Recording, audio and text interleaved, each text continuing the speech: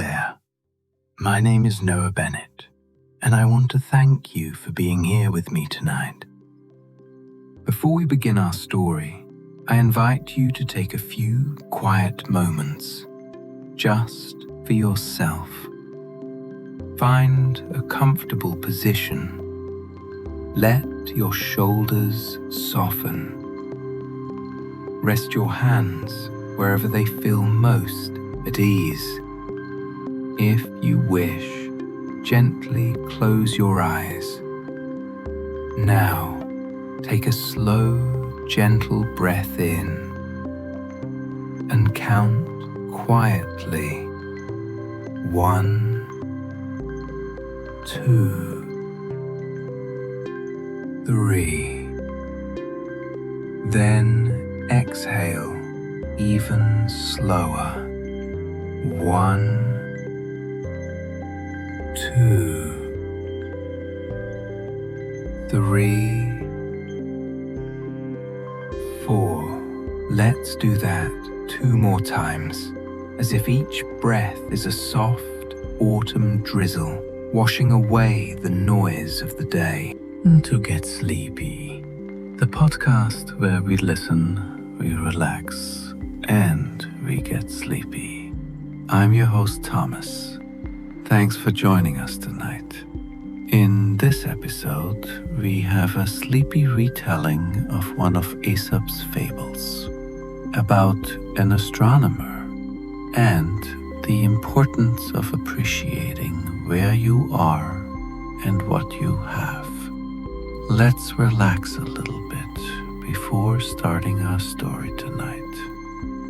I'm sure we've all spent evenings staring into the empty expanse of outer space, looking at those little twinkling lights in the sky and wondering what lies out there in that eternity of stars. I absolutely love spending evenings doing just that, comprehending the frankly incomprehensible vastness of space. So, why not imagine that scene now? As you begin along the path to sleep, transport yourself back to a time where you laid comfortably, maybe in your garden, in a field, a hammock, or on the beach, and gazed at the stars. Feel the tranquility of that moment envelop you. The peace in realizing how grand the universe is, and perhaps how small and insignificant that made some of the everyday burdens of life seem the problems we all face day to day, our bats, temporary bumps on a long road. But also, as you gaze out beyond our own world, just remember that your place within the vast universe is every bit as significant as anything else in existence. In this spot, you can be at ease. You can be yourself completely and fully, and you can rest in his here, in this moment, staring into space. That's our story begins. Once they lived an astronomer who was mesmerized by the night sky. He would stay awake all night admiring the constellations sparkling in the darkness overhead. He lived in a small village in ancient Greece, where the mountains climbed up from the sea. The hillside was dotted with small houses which formed a constellation of their own. But although he lived in a wonderful place, he had a singular passion. Once he was awakened to the beauty of the night sky, it wasn't long before the astronomer cared for nothing else. The astronomer lived in a squat white house, adorned simply with a bed, dresser, desk, and chair. He didn't need much else, because all he did in the house was sleep and record the constellations while sitting at his desk. He had no need for a table or chairs for guests, as he rarely entertained a single friend or relative. He had no time for such things, when there was always more of the night sky to discover. What wonders must still lie above to help people navigate, tell the time, and read the seasons? He thought his dreams. All he saw were the stars. He wished he could float into space to get a better look at the pinpricks of light that made up his life's work. The little corner of Greece where he lived was blessed with clear skies, and the astronomer wanted to discover as much of them as he could. Each night, he wandered further from the village, feet pacing over the rocky ground, to see the stars from different viewpoints.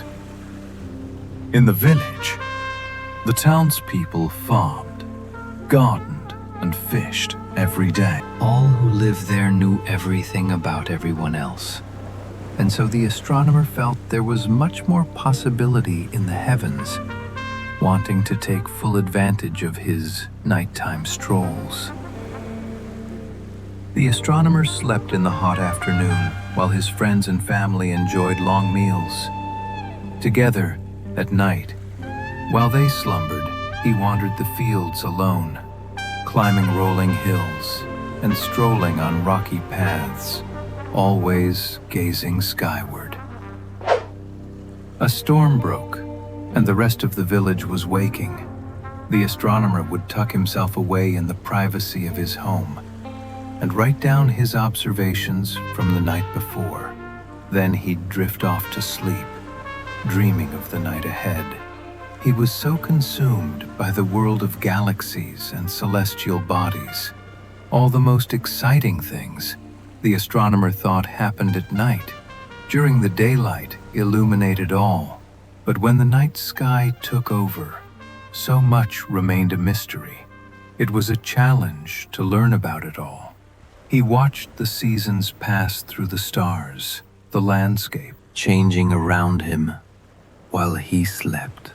Since he only went out at night, the astronomer never noticed the blooming of new flowers in spring, or the sweet, earthy scent of autumn.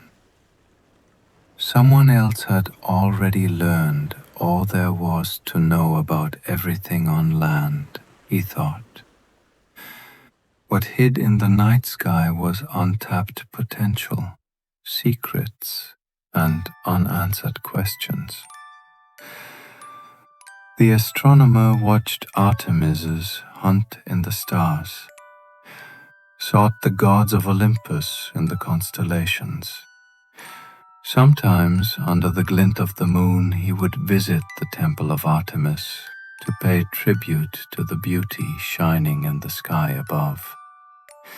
The temple in his village had an open roof, which was perfect for stargazing. He barely noticed the architect's marble columns or carved statues, as he only cared for the creations above. One night, the astronomer was out for his walk, gazing up at the stars as he always did. He was admiring the way the Big and Little Dipper fit perfectly together. Not looking where he was going, he tripped over a log and found himself tangled in his robes on the ground. His neighbor happened to hear the commotion and came out to see what had happened. The astronomer chuckled at his clumsiness and gathered himself together as the neighbor helped him to his feet. He said, "My friend, why do you spend so much time looking at the stars when you fail to see what is right in front of you?" The astronomer laughed. He thought of the beauty in the stars and the night sky, the joy of gazing at worlds so far away from his own. But Perhaps his neighbor was right. Maybe he spent too much time looking up at the sky and not enough time enjoying what was given to him on Earth. The astronomer returned home, and for the first time since he was a child, fell asleep at night. He awoke in the morning to the town coming alive.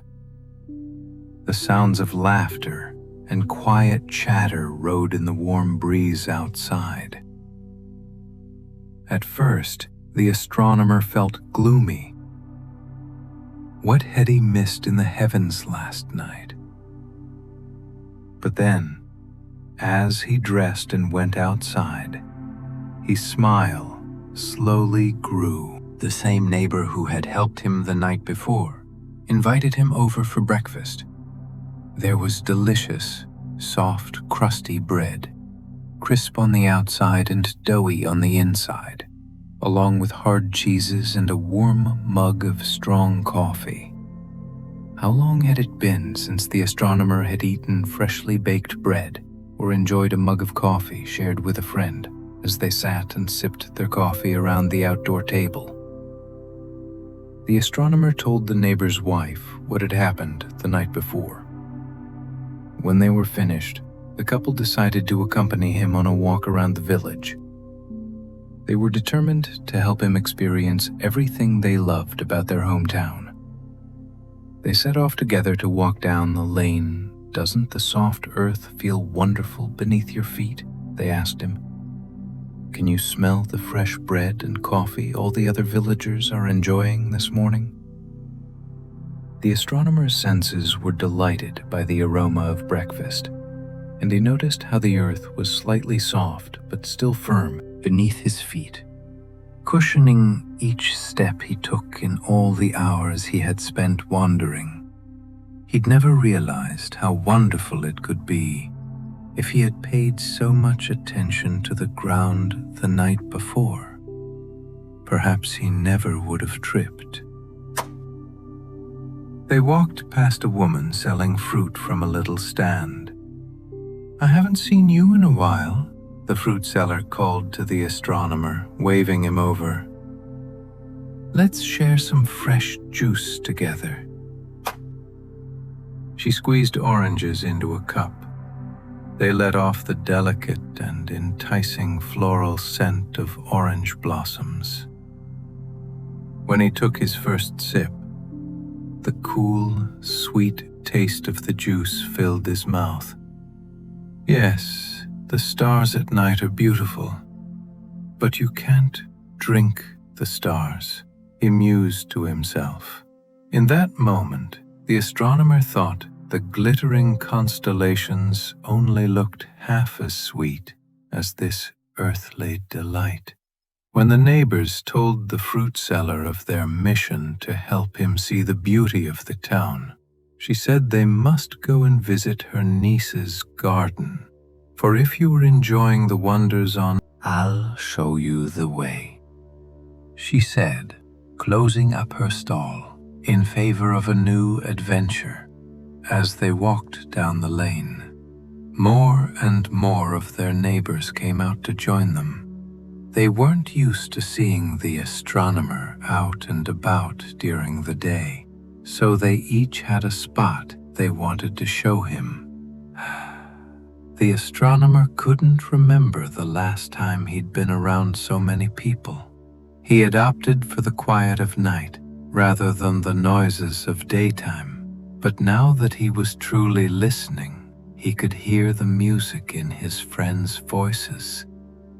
When the group arrived at the niece's garden, she welcomed them with open arms. "What an honor to have the great astronomer in my garden." For the very first time she sat with a smile. Together he and the townspeople admired the flowers. The niece pointed to a bunch of red blooms growing around a wooden archway. "These are special wildflowers created by Aphrodite," she told him. The astronomer stood under the arch, admiring the red and green mixing with the brown wood overhead. Earth was the best place in town to do so. Flowers smelt piney and a little sweet. He enjoyed them immensely. Next, they looked at a patch of beautiful purple irises when the astronomer appeared at them. Closely, he could see the white circles surrounding the yellow center that gave the flower its distinctive name. They gazed at orange lilies and white orchids, immersing themselves in the fresh and fragrant air of the garden when it was time to leave. The niece decided to join the rest of her neighbors on their walk around the village. Watching the astronomer, experiencing these pleasures for the first time was reminding everyone just how wonderful life on Earth could be.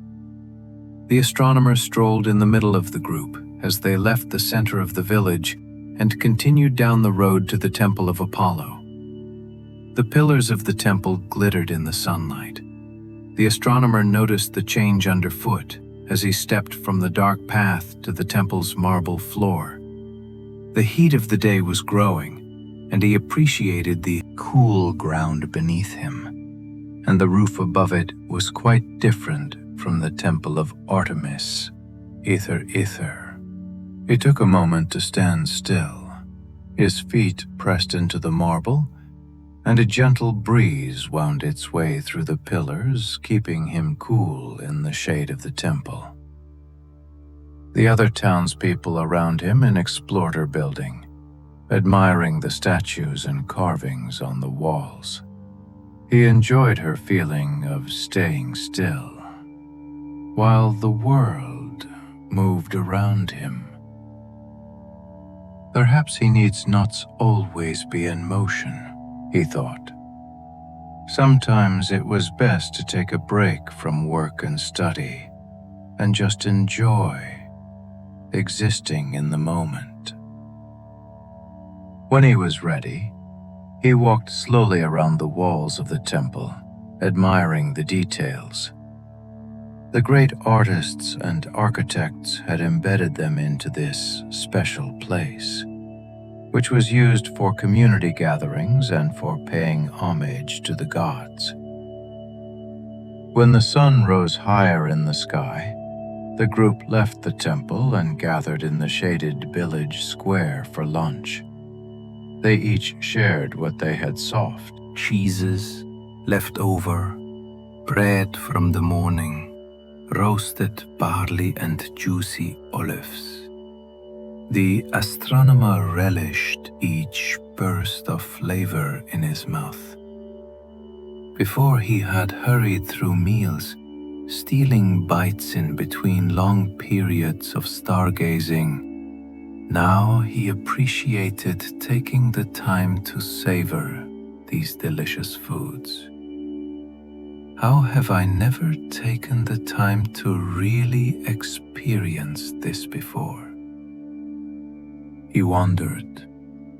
He ate slowly, enjoying the sweet and salty tastes intermingled on his tongue. I'm noticing how the crunchy barley and soft cheese complemented each other perfectly. When they'd finished the main course, the fruit seller fetched a basket of her produce for dessert. The villagers drizzled the different fruits with honey, making them even sweeter and more decadent. The astronomer took a bite of each, lighting in the rich flavors. After the meal, the people lazily walked back to their homes for a nap. They waved goodbye to each other, promised to visit again soon. Sleep during the day was one thing the astronomer was used to, but when he got home and lay down on his bed, he couldn't fall asleep. Instead, he paid attention to the soft sound of his breath, moving in and out of his body. He listened to the gentle twittering of birds outside, accompanied by the soft buzzing of bees through the open window. He smelled the flowers in the garden. A light gust of wind brought in all the delightful aromas of house, spices, and greenery. He lay there, resting his body, senses, to immerse himself in the world around him. As the sun drifted lower in the sky, the astronomer heard a knock at the door. His neighbors had come to fetch him. There was one more thing they wanted to show him this evening together. They walked the winding path up the mountain next to the village. The path was narrower here, and the parade of townsfolk carried blankets and baskets on their heads. The evening breeze rustled the shrubs around them, and birds followed along above, wondering where the procession of villages was going. The astronomer watched the clicking heels of the woman in front of him, and had the footsteps of the man behind. His senses felt alive and heightened in a way he had never experienced before, even at night. When they reached a plateau, they spread out the blankets and unpacked the food. Looking around, he realized everyone had brought all of the finest things in their pantries. The farmer took out fresh vegetables and meats. The fishermen unpacked salted herring and calamari. Boiled eggs were sliced and passed around, and everyone shared wine from an ornate glass jug. The people talked and laughed, but the astronomer sat in silence, taking everything in. He listened to the stories of his new friends' lives that he had so often ignored before. He saw the way the trees swayed in the wind, casting shadows on the rocks dotting the mountainside. He could see the village below and the peak of the mountain above, and he enjoyed the aromas of all the different foods the people prepared.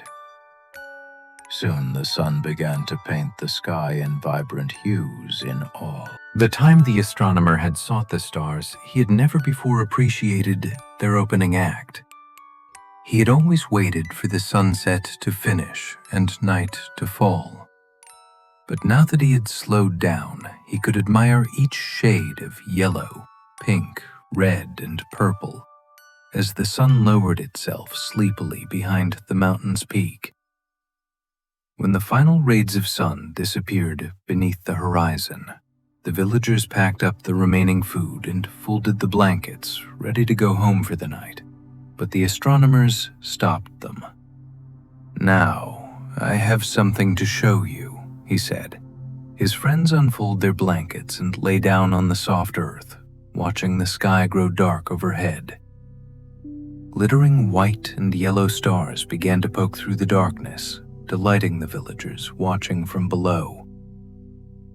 The astronomer had seen the stars many times before, but he'd never noticed how their bright light brought out the shadows of the trees and heightened the contrast of the ground below. He lay back on his blanket, admiring each constellation as it revealed itself one by one. He pointed them out to the villagers, who were appreciative to be sharing in his knowledge.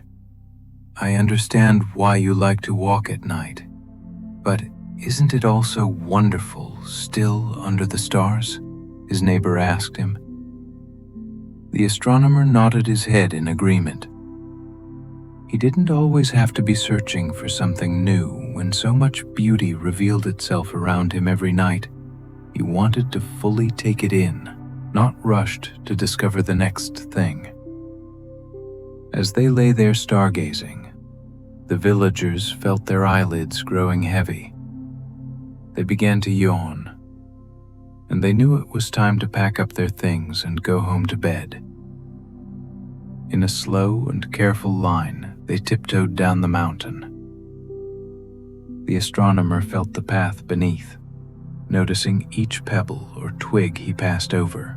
The stars illuminated a way home.